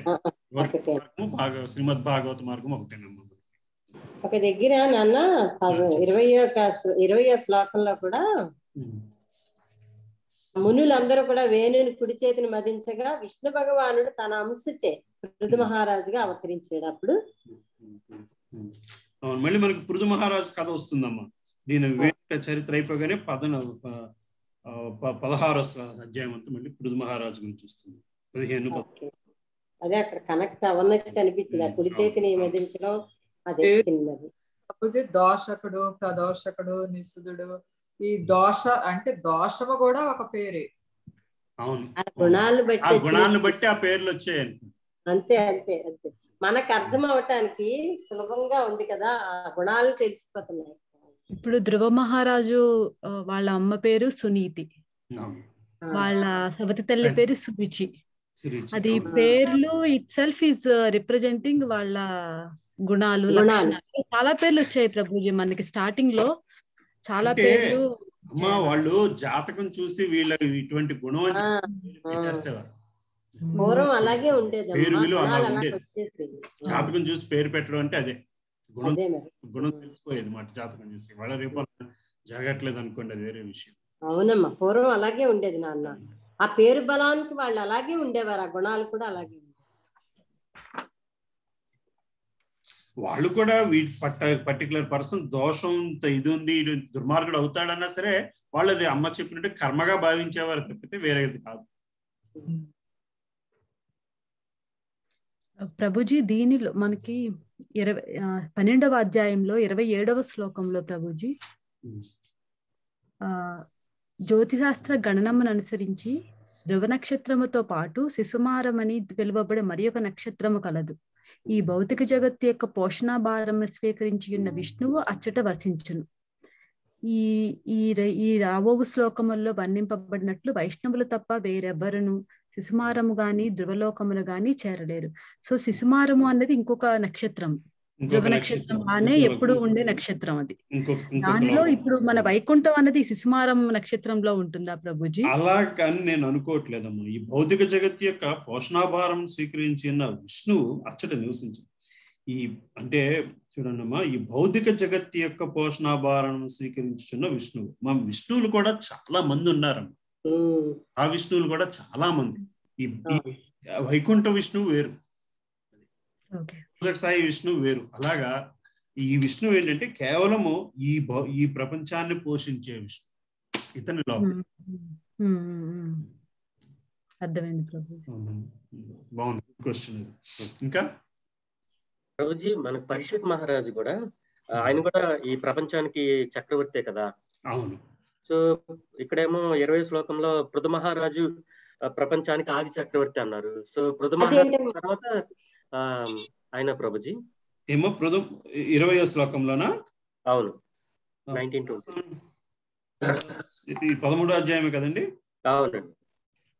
నామమాత్ర ప్రజా సెక్షన్ కూడా ఎక్కడ ఇది ముందు యుగంలో కదండి. అదే ముందు అదంతా ఒక పరీక్షిత్ మహారాజు లేటెస్ట్ కదా ప్రభు. ఆయన చదువుతున్న హిస్టరీ, ఆయనకంటే ముందు హిస్టరీ ఇది. ఆయనకి చెప్తున్నది కదా. కరెక్ట్. ఇంకా సో పృథు మహారాజుకి పరీక్షిత్ మహారాజుకి మధ్యలో ఇంకా చాలా మంది చక్రవర్తులు ఉండే ఉంటారు. చాలా తరాలు, చాలా యుగాలు కూడా ఉండుండొచ్చు. లక్షల కోట్ల యుగాలు యుగాలు ఉండుండొచ్చు. అంటే అది చెప్తున్నా కదా ప్రభు, భాగవతము అంతా కూడా ఒక ఫ్లో ఆఫ్ ఇన్స్టెన్స్ కాదు, ఒక ఫ్లో ఆఫ్ ఇన్స్టెన్స్ కాదు. మనకి వరాహ అవతారమే 2 సార్లు వస్తుంది. ఏమ్మా అది భాగవతం క్లాస్ లో ఒకసారి చెప్పారు ప్రభుజీ, మీరు చెప్తున్నది. వరాహుడు 2 సార్లు, వరాహ రూపం భగవంతుడు 2 సార్లు వస్తారు. 2 వరావతారాలకి మనం కన్ఫ్యూజ్ అవ్వడానికి వీల్లేదు. అవునమ్మా, నరసింహావతారాలు కూడా ఎన్ని వచ్చి ఉంటాయో. ఇంకా భగవద్ంశతో అలా వస్తూ ఉంటారు. ఇక్కడ పృథు మహారాజుది కూడా అదే అన్నమాట. వెంటనే అక్కడ అంతే అలా అవసరాన్ని బట్టి. సో మనం పృథు మహారాజు కథ అంతా మళ్ళీ సెపరేట్ గా వస్తుందమ్మా 15వ అధ్యాయం నుంచి.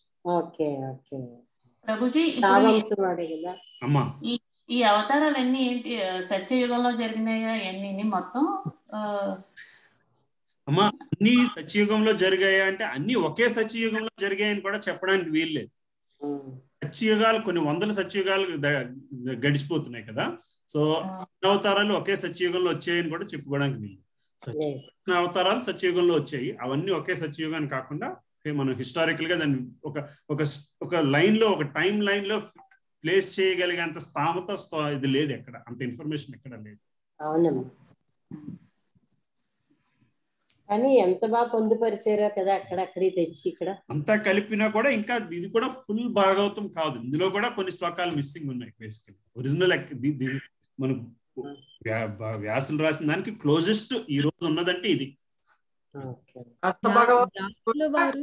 ఆత్మ అందించిందంతా కూడా ఇవ్వలేకపోయారంట ప్రభుజీ. ఏమ్మా సరే, భగవానుడు కూడా పరమాత్మ చెప్పిందంతా కూడా ఆయన చెప్పలేకపోయారంట. అందులో రాను రాను రాను రాను కొంత మనకు తగ్గుతూ వచ్చింది. వ్యాసులు వారు జస్ట్ శ్లోకాలు ఉచ్చరించి వదిలేసారా ప్రభుజీ? కాన్వర్జేషన్ సాంస్క్రిట్ శ్లోకాల రూపంలోనే ఉంటుంది అంతే, సాంస్క్రిట్ శ్లోకాల రూపంలోనే ఉంటుంది అంతే అంతే. ఇప్పుడు మనకి ఇప్పుడు ప్రభుపాదుల శ్లోకాలు 700 శ్లోకాలు చదువుకు వెళ్ళిపోయారు, ఆయన చెప్పుకు వెళ్ళిపోయారు అంతే. అంటే ఇప్పుడు పోతన గారు రాశారు, ప్రభుపాదుల వారు రాశారు, ఇంకా ఇలాగా చాలా మంది రాసి ఉండొచ్చు కదా ప్రభుజీ. సో వాళ్ళు భక్తి, వాళ్ళు దాన్ని బట్టి రాశారు, ఒక్కొక్క దానిలో ఒక్కొక్క రకంగా. ఇంకా అంతే కదా, ఇప్పుడు అక్కడే తేడా, భగవద్గీత అక్కడే తేడా. సో వాళ్ళు ఏ ధ్యాసతో దాన్ని రాశారు, పోతన భాగవతంలోని భక్తికి ఎక్కడ తేడా లేదు. భక్తి కూడా చాలా భక్తియుతంగా ఉంటుంది పోతన భాగవతం, అందులో డౌట్ లేదు. భాగవతంలో అంత ప్రాబ్లం లేదు. భగవద్గీతకు వచ్చేసరికి మనకి ఆ తేడా కలపడుతుంది. ఎందుకంటే కొన్ని వేల భగవద్గీత వెర్షన్స్ ఉన్నాయి. వాళ్ళు ధ్యాసతో రాసుకొచ్చారు.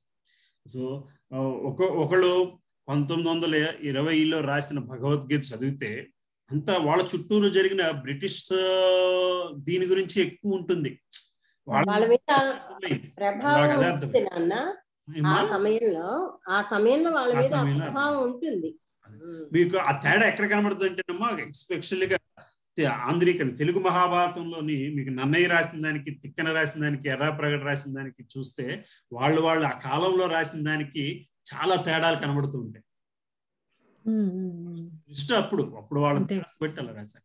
సో అందుకనే భగవద్గీత యథాతథంగా అర్థం చేసుకుని రాసింది. శ్రీల ప్రభుపాదుల వారు భగవద్గీతకి ఎందుకు అంత ప్రాముఖ్యత అంటే అది భక్తి భావనతో రాసింది మాత్రమే భగవంతుని భావనకి దగ్గరగా ఉంటుంది. అది మనకు చాలా ఇంపార్టెంట్ విషయం. అది మీరు చెప్పిన భావన లేకుండా ఏ భగవద్గీత పడితే ఆ భగవద్గీతని మనం చదివేసి అది అర్థం చేసుకున్నాము అన్న భావనలో ఉండిపోతాం. పేర్లు చెప్పకూడదు కాబట్టి నేను ఏ పేర్లు చెప్పట్లేదు, బట్ చాలా చెప్పక్కర్లేదు. నేను వాట్సాప్ లో చూస్తున్నాను కదా, ఒక చిన్న పాయింట్ భగవద్గీతలో పెట్టేస్తున్నాను. అది చిన్న పాయింట్ ఏదో చెప్పి భగవద్గీత ఇలా చెప్పారు అనేది, దానికి అసలు ఎక్కడ ఏ తాత్పర్యం ఇందులో ఉండదు. ఎందుకంటే మనం భగవద్గీత అనగానే మరోసారి దాన్ని చదువుతాము అన్న భావంతో వాళ్ళు పెడుతున్నారు తప్పితే భగవద్గీత సంబంధం లేని విషయాలు అవన్నీ. అవును, ఇందులోకి వచ్చాక తెలుస్తుంది. ఇప్పుడు ఇందులో చదువుతున్నాం కాబట్టి అయ్యో ఎంత పేలవంగా వచ్చింది ఈ వాక్యాలు అనిపిస్తుంది. సో శ్రీల ప్రభుపాదుల వారు రాసిన భగవద్గీత అలాగే అర్థం చేసుకోవాలి అంటే అది చెప్పగలిగే స్థితి ఉండి దాన్ని యథాతథంగా గురు పరంపరలో వచ్చి వాళ్ళు ఇవన్నీ చేస్తున్నారు, 16 రౌండ్స్ చాంటింగ్ ఇవన్నీ చేస్తున్నారు అంటే అప్పుడు వాళ్ళంతటా వాళ్ళు చెప్పింది కాదు, వాళ్ళకి వచ్చే శక్తితో చెప్తున్న భావంతో విన్ననాడు మాత్రమే అది అలాగే అర్థం అవుతుంది. మనంతటా మనం చదువుకుంటే ఎందుకు అర్థం కాదంటే అది రెండో రీజన్. అయితే మొదటి రీజను పుస్తకం మీరు చెప్పినట్టు వాళ్ళ భావంతో రాసింది. చాలా మటుకు ఇవాళ రాసే పుస్తకాలన్నీ కూడా కమర్షియల్ రీజన్ కోసం రాసేదే కదా. లాస్ట్ టైం మనం డిస్కస్ చేసినప్పుడు కూడా చెప్పుకున్నాం, ఎన్టీ రామారావు సినిమా చూసినప్పుడు ఇదే అర్థం ఎందుకు రావట్లేదు మనకి, కమర్షియల్ ఆస్పెక్ట్ తో తీసింది. కానీ నాన్న ఈ రోజు భగవద్గీత 2 శ్లోకాలు చదివినప్పుడు ఈ రోజువి ప్రతి ఒక్కళ్ళు చదవాలనిపించింది. ఎందుకో ఒళ్ళు పులకరించింది నాకైతే. ఏ వాక్యాన్ని వదలాలి ఇందులోని అనిపించింది. అంత బాగున్నాయి 2 శ్లోకాల భాష్యాలు కూడా ఈ రోజు. ఎంత బాగున్నాయో నేను చెప్పలేను. అక్కడ ఒక పెడదాం అనుకున్నాను నేను ఒక వాక్యం, ఈ రోజు శ్లోకాలు ఎవ్వరు మిస్ చేసుకోవద్దు చదవండి అని. కానీ రాత్రి క్లాస్ లో చెప్పుదాము అని ఇంకా ఆగిపోయాను. చాలా బాగున్నాయి ఈ రోజు 2 శ్లోకాలు కూడా. భాగవతం కూడా ప్రభుజీ, అంటే భాగవతమే కాదు భగవద్గీత కూడా, అంటే ఫస్ట్ టైం చదివినప్పుడు ఒకలాగా అనిపిస్తుంది. దాన్ని మళ్ళీ మనం ఈ ఒక ఇన్ని క్లాసెస్ అయిన తర్వాత మన వే ఆఫ్ థింకింగ్ అది కొంచెం చేంజ్ అవ్వడం వల్లనేమో మళ్ళీ మనం చదువుతున్నప్పుడు ఇంకొంచెం డిఫరెంట్ గా అనిపిస్తుంది. మేబీ ఇంకొకసారి చదివితే కొన్నాళ్ళకి ఇంకా కొంచెం డిఫరెంట్ గా అనిపిస్తుందేమో మరి మనం. అవునమ్మా, ఇప్పుడు ఇదే రోజు మనం భాగవతం చదువుతున్నాము, మళ్ళీ మనకి మనకి శనివారం క్లాస్ లో గానీ ఆదివారం క్లాస్ లో గానీ కథ క్లాస్ లో గానీ వాళ్ళు చెప్తుంది భాగవతమే కదా. మళ్ళీ ఆ కథ ఎందుకు మళ్ళీ మనకు వేరేగా కొత్తగా అనిపిస్తుంది, దాంట్లో చాలా నేర్చుకుంటున్నాను అనిపిస్తుంది. పెరుగుతూ ఉండడం వల్లే. స్థితి పెరగకపోతే అది మామూలు కథలాగా ఉంటుంది. ఆయన చెప్పింది కూడా ఇందాక రాసుకొచ్చారు కదా ఎక్కడో ఒక శ్లోకంలోని, భక్తులు ఆ కథలు చెబుతూ వినుట్టు తరిచిపోతారు, దాని గురించి డిస్కషన్స్ చేస్తూ తరించిపోతారు అని చెప్పేసి. వినే కొద్దీ వినటం కూడా అలవాటు అవుతుంది ప్రభుజీ. ఎలా అర్థం చేసుకోవాలని ఆ స్థితి రావాలి, ఆ స్థితి రావాలమ్మ, ఆ స్థితి రావాలి.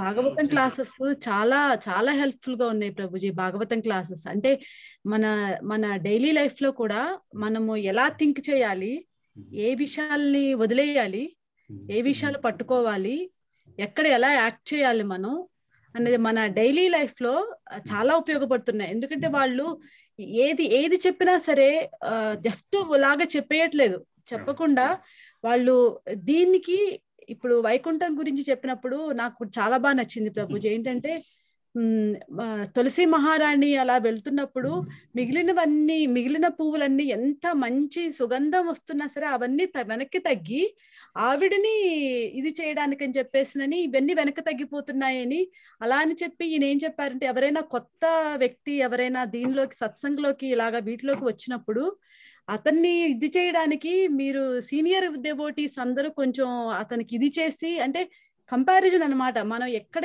ఎలాగా డైలీ లైఫ్ లోకి మనం ఇవన్నీ కూడా ఎలా యూజ్ చేసుకోవాలి మనము అన్నది ఊరికి చెప్పడానికి కాకుండా అలా కంపారిజన్ చెప్పి ఇంకా తెలియని వాళ్ళకు కూడా ఇంకా ఆలోచించేటట్టు చేస్తున్నారు చూడండి ప్రభుజీ. అది అసలు ఈ కోవిడ్ కానీ జూమ్ క్లాసెస్ కానీ ఇది సో హెల్ప్ఫుల్ అన్నమాట అసలు ఇవన్నీ కూడా. ఈ సాటర్డే సండే క్లాస్ లో మేము పెడదామా లేదా అని ఆలోచించాం కానీ అది ఇప్పుడు సెంటర్ స్టోన్ అయిపోయింది మొత్తం సత్సంగం. ఆ 2 క్లాసులు పెద్ద పిల్లర్స్ లాగా అయిపోయినాయి. అందరూ వింటున్నారు కదా నాన్న, మరి మామూలుగా కాదు కదా, ఎంతమంది 100 మంది దాకా వింటున్నారు. దానికి తోడు ఆయన రాజేశ్యాం ప్రభుజీ కూడా పెద్ద వాళ్ళందరినీ పంపిస్తున్నారు ఆ క్లాస్. కానీ మొన్న జప గురించి చెప్పింది మాత్రం ఎక్సలెంట్ ప్రభుజీ.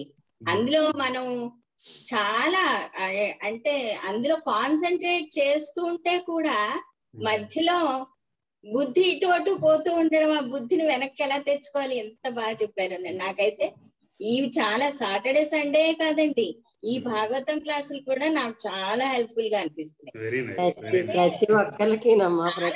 నిజంగా. ఎందుకంటే ఇంట్లో 12వ అధ్యాయంలో 48వ శ్లోకంలో ఇది చూసారా, మనం సత్సంగంలో ఉండి చేస్తేనే ఇది ఏది భాగవతం చదివితే దాని ప్రయోజనం బాగుంటుంది. ఇలా నలుగురు డిస్కస్ చేసుకునేసరికి వ్యాలిడ్ పాయింట్స్. ఇప్పుడు చిన్న పిల్లైనా సుజాత గారు ఎంత సుజాత మాతాజీ నిజం, మేము ఆ స్టేజ్ లో ఎంతసేపు ప్రొఫెషనల్ గాను ఇంట్లో బాధ్యతలతోటి చాలా నేను జాయింట్ ఫ్యామిలీలో ఉండి నేను ఒక గంట పూజకి కేటాయించుకునేదాన్ని. అదే నాకు దక్కుడు అనిపించేది.